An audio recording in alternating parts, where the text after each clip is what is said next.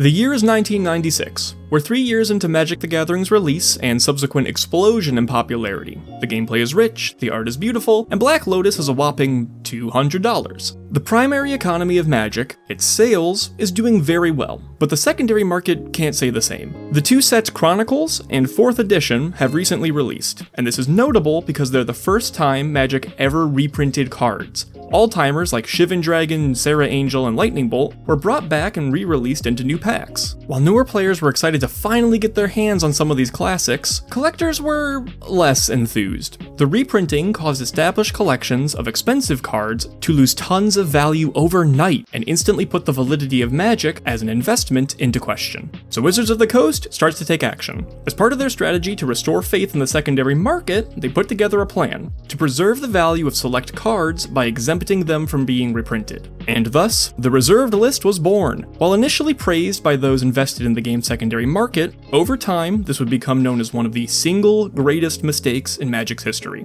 Discourse is had, articles are written, and lessons are learned about the exclusivity of cardboard game pieces. The year is 2025, and Magic is about to make its worst mistake all over again. Before we discuss that, though, I think it's important to outline exactly what the reserved list is and why it became so loathed. Like the name implies, it's a list of cards that cannot be printed again. Specifically, it targeted all cards from Alpha and Beta sets, the uncommons and rares from Arabian Nights and Antiquities, and the rares from Legends and the Dark. This only applied as long as those cards had not yet been reprinted in 4th edition or Chronicles. It also seemed that the intention was to continue adding rare and sought-after cards from new sets as they came out. Some rares would be designated with an intention to reprint them later in a core set, and all of the others would be rolled into the reserved list. Modern-day players often talk about the list of cards that are currently reserved, but miss the fact that this was meant to continue impacting the game as it went forward. With the wonderful gift of hindsight, we now know that this would have been catastrophic for the game.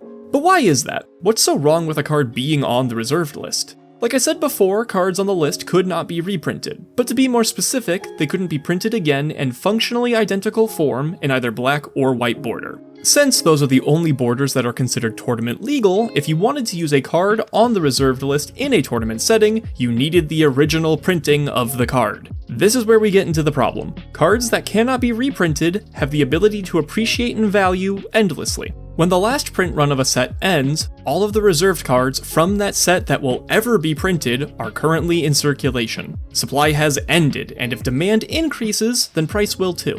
Even if these cards don't see a surge in demand, as copies are lost, damaged, or held onto by people that do not intend to sell, the supply actually ends up decreasing over time. This again drives the price up. We can see this phenomenon with Pyramids from Arabian Nights. This card is garbage and has absolutely no competitive viability. Should be a cheapo bargain bin artifact then, right? Well, oh boy.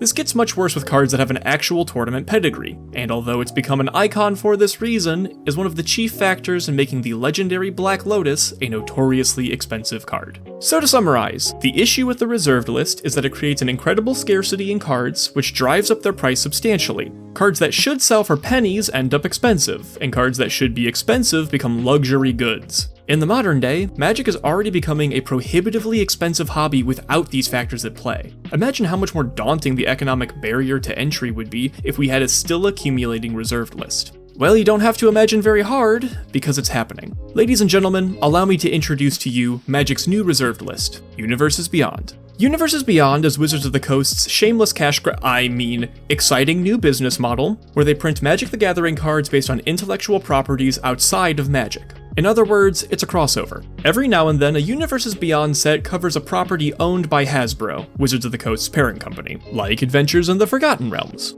However, the majority of Universes Beyond involves working with companies outside of Hasbro to collaboratively create, market, and license the product. This strategy has done incredible things for Hasbro's bottom line, at the expense of Magic's intellectual property, but that's beyond the scope of this video. For now, let's discuss how Universes Beyond affects the secondary market.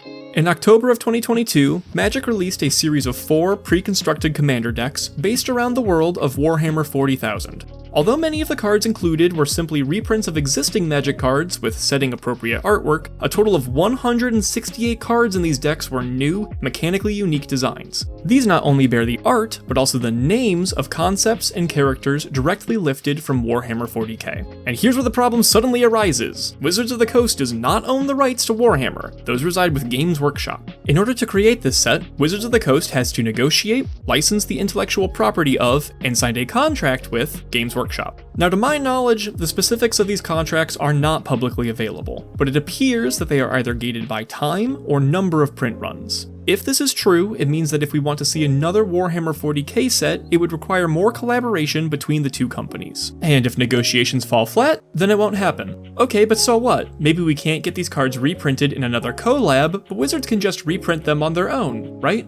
Well, the elements of the cards that are subject to copyright here are the likenesses, here that means the figures in the artwork, and the names. While the arts can be changed willy-nilly, names are a different story. The name of a card is a mechanical element in Magic. Changing a name usually means making it an entirely new card. So if a card in Universes Beyond bears the name of an intellectual property not in Magic, just like with the reserved list, Wizards of the Coast is not in full control of if or when it can be reprinted. In this way, these cards are essentially on a reserved list of their own. Players have taken note of this, and prices have adjusted accordingly. Reaver Titan can help illustrate my point. Sure, it has some application as a finisher and commander, but it's generally just an okay-ish card all around. And would you look at that? $10 whole. This is because it's unlikely we'll be seeing Reaver Titan reprinted anytime soon. If you want a real shocker, take a look at Gearson Starn, Kellermorph. As a popular commander with no reprint in sight, he's currently demanding a price tag above that of Rhystic Study, all for a card only legal in 4 of Magic's formats.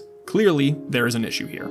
But I'm actually going to go further and argue that Universes Beyond is worse in many ways than the original reserved list. There are a number of reasons for this, and the first is the scope of cards affected. The reserved list was planned to, as time went on, only affect the rare and mythic rare cards in a set. With Universes Beyond, as long as they're mechanically unique, this issue infests every single card regardless of rarity. The Warhammer 40k decks had a good chunk of cards originating from Magic that were just reprinted with new art. But the more we get entire Universes Beyond sets, especially ones like Final Fantasy who have a myriad of unique designs, the more ubiquitous this problem will become. The other ways in which Universes Beyond is worse than the reserved list involve how Wizards of the Coast has circumvented the list in the past. There are a variety of loopholes that have allowed cards to see reprints despite their status as reserved cards. For one, there are non-tournament legal forms for card printings. These include gold border treatments, oversized cards, among others. While these are essentially glorified proxies, due to their status as cards printed by WotC, much of the community is comfortable playing with, and against them, in non-tournament settings, such as Casual Commander. And since the reserved list only applies to standard black and white border printings, as you may have guessed, these are a-okay as far as the list is concerned. However, these opportunities are not available to Universes Beyond cards. If they're a violation of IP law in one treatment, depending on the contract, they probably are in all treatments. Likenesses and names don't magically get the green light just because the cards aren't playable in tournament settings. Another loophole to the reserved list is simply changing which cards are affected. Although this is the subject of some controversy, the reserved list is just a promise to players that certain cards will not be reprinted, and that's all it currently is, a promise. Wizards of the Coast has the power here, and although they risk angering collectors, they can nonetheless just decide to print these cards again if they want to. Well, okay, there's a possibility that they can be sued for promissory estoppel if that happens, but if you want to hear more about that, check out Rhystic Study's video on the Black Lotus, link in the description. Because of how loosely this is enforceable, there have been many instances of cards being redacted from the reserved list entirely, such as Demonic Tutor. Universes Beyond obviously lacks this quality. The agreement is not being made between WotC and players. It's between WotC and whatever outside company they're making a deal with. Not to mention that with Universes Beyond, the violation of these agreements are very much legally enforceable. A more problematic loophole is simply printing a new card with the same card text. Take Fork for instance. This card resides on the reserved list, but commands only a $12 price tag. This is because there are many cards that do what Fork does, but with different names. The closest mechanically is probably Reverberate. It's the same speed, same mana cost, but it can be reprinted into the ground, so Fork will probably never be prohibitively expensive. This is, actually, a method that both of the lists have access to. Why this is problematic is that if a powerful card obtains functional reprints, it can severely harm the metagame of certain formats. Take the One Ring for example. This is an incredible card draw engine that has impacts on Commander and also ruled Modern for a while. Because of this, it became incredibly expensive. If Wizards of the Coast wanted to functionally reprint this card, but with a different name, in order to drop its price tag, decks in Modern could run essentially 8 copies of the One Ring, well, prior to its banning. This is because the identity of a card, its name and ID number, is what determines how many copies you can play in a single deck, so this is not a foolproof plan. But there does exist a solution to this issue, and you may have spotted it already. Wizards of the Coast has begun to make cards that have different names than their original Universes Beyond counterparts, but retains the original card's ID number, so it still counts as if it had the same name for deck construction. What's even better is that, if you have issues with a tonal clash of Universes Beyond cards with Magic proper, these cards, dubbed Universes Within, are named and drawn in such a way where they are a better fit for Magic.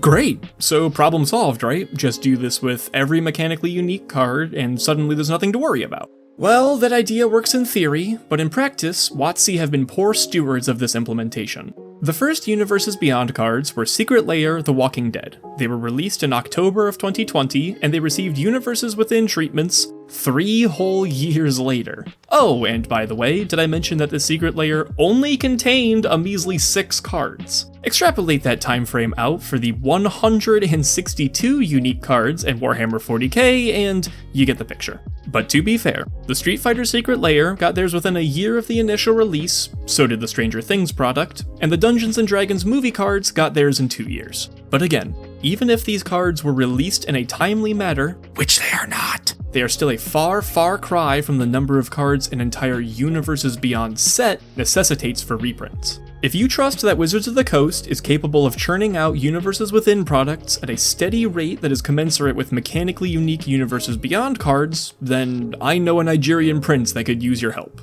The reserved list was hated for a lot of reasons, but primarily it was for restricting reprints on cards, which artificially inflated their prices to prohibitive degrees. Universes Beyond not only has this same issue, but involves a much wider pool of cards, and cannot be wriggled out from with loopholes that have been used to bypass the reserved list. For these reasons, I believe it is unhealthily contributing to how expensive the hobby has become, but honestly, I doubt much will be done about it. Maybe I'm wrong though, and that's exactly what the comments are for. I'll be down there hoping to learn a little bit more about the legal side of this issue, as well as possible solutions that Wizards of the Coast could implement. If you enjoyed the format, or just want to hear me talk more about Universes Beyond, let me know by liking the video, and maybe subscribing to the channel. Hopefully, if YouTube decides to behave, that will help you hear about it when I upload. What else? I'm always so bad at these. Sharing is something that helps game the algorithm too, so if you've got a pal on Discord that likes Magic, consider sending this to them. Speaking of Discord, I have one. I use the channel to talk about cards, video ideas, and goof off between editing sessions. And then finally, I've got a Blue Sky if you want to see my feeble attempts at jokes. Thank you so much for watching, and have a wonderful night.